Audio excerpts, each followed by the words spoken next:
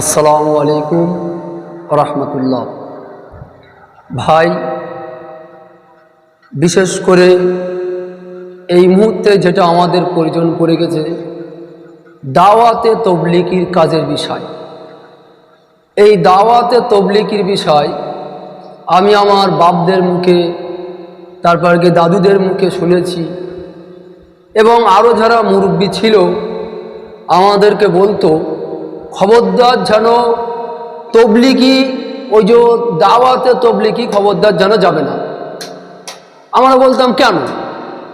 ওনারাও তো নামাজ কালামের বিষয়ে কথা বলে, নামাজ কালাম পড়তে বলে, মানুষকে ধরে ধরে নামাজে নিয়ে যায়, তা এগুলো অসুবিধা কি? কিন্তু তারপরে আমাদের ফুরফুরার দাদা হুজুর পীর কেবলা রহমাতুল্লাহ আলাইহির নাতিরা, তারাও এটা বারণ করত যে ওখানে যাওয়া যাবে না, ওরা পিকনিক করে খায়, ওরা ফিস্টি করে খায় মসজিদে, এই সমস্ত ভাষাই ইউজ করত। তো যাই হোক ভাই, আমি তো, আমাকে অনেকবার বলে যে ভাই চলো জমাতে, চলো ঈদ ভাই তুমি জমাতে চলো, তোমাকে একবার নিয়ে যায়। আমি যখন নামাজ কালাম পড়া শুরু করলাম, আমাকে তখন এই জমাতের লোকেরা বললো চলো ভাই তোমাকে নিয়ে যায়, নামাজ কালাম তুমি গিয়ে বুঝতে পারবে। আমি বলি না ভাই, আমার বাপ দাদাদের নসিহাত, ও আমরা যাব না, আমাদের ও গেলেও ইমান নষ্ট হয়ে যায় শুনেছি, অমুক তমুক বহুত অনুরোধ করে নিমন্ত্রণ করলো আমাকে যাওয়ার জন্য। আমি গেলাম।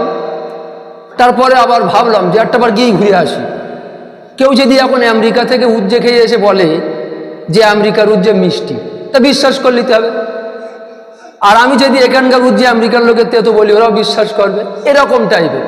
তা আমি ভাবলাম যে না, একটাবার গিয়ে দেখে আসি এরা কি করে। সবাই তো বলে যে হচ্ছে গে যাই দাওয়াতে তবলিগে গেলে অমুক হয় তমুক হয়, ওরা পিকনিক করে খায়, তা গিয়েই দেখি। তা আমাকে জোর করে নিয়ে গেল বাড়ির থেকে।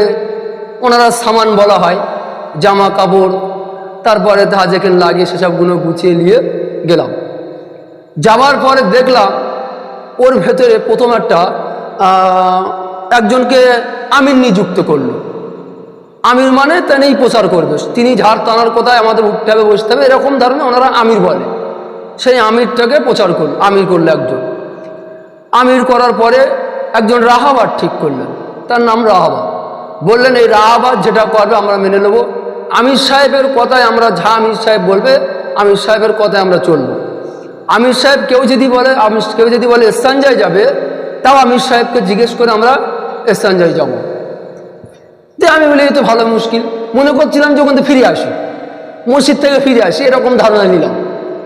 তারপরে আবার ভাবলাম যে না, বার যতক্ষণ হয়েছি একটাবার দেখি কি হয়। তা 3 দিনের জন্য গেলাম, এক মসজিদে আমাদের রুট করে দিল। যাওয়ার পরে প্রথমে গিয়ে আমি এরকম সুইচ মারতে চাই গেলাম, আমির সাহেব আমাকে সুইচ মারতে দিল না। আমি বললাম কেন?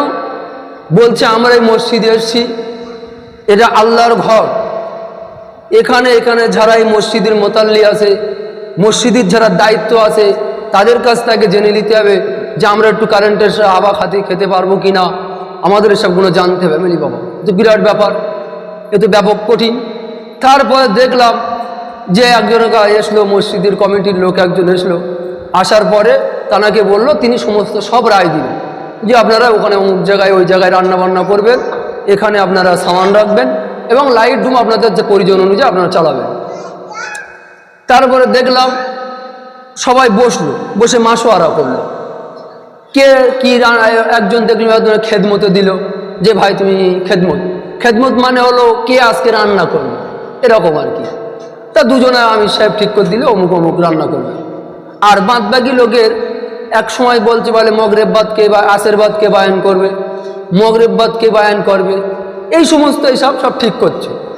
তারপরে দেখলাম যে ঠিক করার পরেই বলছে চলো কোরআনের মুজাকারা হবে। আমি বলছি কোরআনের মুজাকারা আর কি? আসলে আমি একটা আম ছেলে ভাই, আমাকে কেউ আলেম ভাববে না। তা কোরআনের যে মুজাকারা, সেটা যখন হচ্ছে শুরু হলো, মুজাকারা বসা হলো, বসার পরেই শুরু হলো বলছে গোসলের ফরজ বলো। সবার এক এক করে জিজ্ঞেস করছে, গোল হয়ে বসা হয়েছে। গোসলের ফরজ যখন জিজ্ঞেস করছে, কি বলা যাবে, অনেক আছে 50 বছর বয়স, আমার সাথে গিয়েছে, আমাদের সাথে, তার 3-4টে সন্তান, সে ভালো করে গোসলের ফরজ জানেন। আল্লাহু আকবার, আল্লাহর কাছে কি কৈফিয়ত দেবে? তারপরে দেখলাম আরো অনেকে আছে, আমি যেরকম জানতাম না, অনেক সময় আমাকে ধরলো, আমি অতটা বলতে পারিনি। তারপরে পরস্পর বলছে, আমির সাহেব তখন প্রথমে গোসলের ফরজ বলে দিল, প্রথমে কলেমাটা শেখালো, সুন্দরভাবে শুদ্ধভাবে কলেমা শেখালো, একজন আলেম ছিল। তারপরে গোসলের ফরজ শেখালো, তারপরে বলছে সবাই সূরা ফাতিহা পড়ো। এইভাবে 3টে দিন দৈনিক একই আমল। আর আল্লাহর নবী বাটিতে চা খেতেন, সেই বাটিতে চা, বলছে বাটিতে চা খেতে, বেড়াতে সুন্নত। আচ্ছা, দস্তরখান ছাড়া খানা খাচ্ছেন। তারপরে এক খানজায় খাওয়া, ওটা তার ব্যক্তিগত ব্যাপার, কেউ যদি আলাদা খেতে চায় তাও দেয়, কিন্তু দস্তরখানটা হলো মেন সুন্নত। ওলামাদের মুখে শোনা, খানজায় খাওয়া, একসঙ্গে বসে খাওয়া একটা সৌন্দর্য, সেই হিসেবে ওনারা খায় এবং সুন্নত আদায় হয়। তারপরে দেখলাম যে হচ্ছে গে যাই, খাওয়া দাওয়ার সময় কিভাবে খাবো, অল্প অল্প খাবো, তারপরে তোমার নিজে কম খেয়ে অপরকে খাওয়াবো, তারপরে তোমার খাবার সময় আল্লাহর শুকরিয়া আদায় করব, খাবার শেষে শুকরিয়া আদায় করব, খাবার মিনিমাম 10-20 মিনিট পরে পানি খাবো। এই যে কথা, বাড়ি গিয়ে যদি দেখি আমরা একটা জিনিস ফরজ আছে, খাবার ফরজ আছে অনেক কটা, বাড়ি গিয়ে যদি দেখি তুমি নিয়ে এসছো বেগুন, তোমাকে তোমার স্ত্রী দিয়েছে পটল, সেটাকে জিজ্ঞেস করতে হবে যে এটা তুমি কোথায় পেলে? বলছে এটা ফরজ। আমি বলছি আমাদের ফুরফুরা সিলসিলার ভাই সাহেবরা বলতেন যে ওরা ফিস্টি করে খায়, ওরা মসজিদে অমুক করে তমুক করে, আরও কত কথা বলবো। আমার দাদার এরকম বলতেন।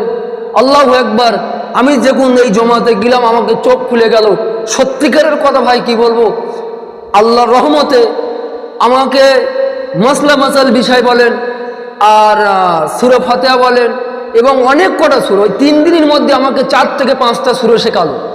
তাই এর থেকে ভালো আর কি হতে পারে? যে এটা আমি ভাবলাম তেমনি যে সত্যিকারেরই একটা বুড়োদের যদি মাদ্রাসা হয়, সেটা হচ্ছে একমাত্র দাওয়াতে তাবলীগ। আর আদার্স কোনো জায়গায় শরিয়াতের যে বুড়োদের শিক্ষা দেবে সেরকম কোনো জায়গা নেই। আপনি বাড়ি থাকবেন, বাড়ি থেকে যদি মনে করেন যে আমি ইমাম সাহেবের কাছে শিখবো, ভাই কখনো এটা হবে না, কখনো সম্ভব নয়। কিন্তু আপনি 3 দিনের জন্য একটা যদি জমাতে যান, আমি এরকমভাবে যেতে যেতে আমাকে যখন যাই, আমাকে লোকে বহুত খারাপ বলে, আমার গ্রামের লোক আমাকে অ্যাকসেপ্ট করছেন অনেকে, যে ও তবলিগি যায়, ওর বাড়ির থেকে ওর বাড়ির জিনিস খাওয়া যাবে না, ওর টাকা পায়, তবলিগ থেকে টাকা দেয়। কিন্তু ওদের ভাই ভাষা কি বলবো, আমার হাসি পাচ্ছে। ওদের একই কথা যে জান মাল দুটোই ব্যয় করতে হবে। আমি নিজে 3 দিন ছিলাম, তখন তো এত জমাতের কাজ হতো না, এখন গিলে মানুষ দাওয়াত করে খাওয়ায়। তা আমার 3 দিনে খরচ হলো প্রায় 500-600 টাকা মতন খরচ হলো। কিন্তু 500-600 কেন, আমি ভাবলাম যদি আমার 2000 টাকাও খরচ হতো, তা মনে হয় এ 2000 টাকাও যদি খরচ হয়ে যেত, যেটা আমি পেলাম শরিয়াতের দিক থেকে ওনাদের কাছ থেকে যেটা পেলাম, লাখ টাকা দিলে ওটা পাওয়া যাবে না।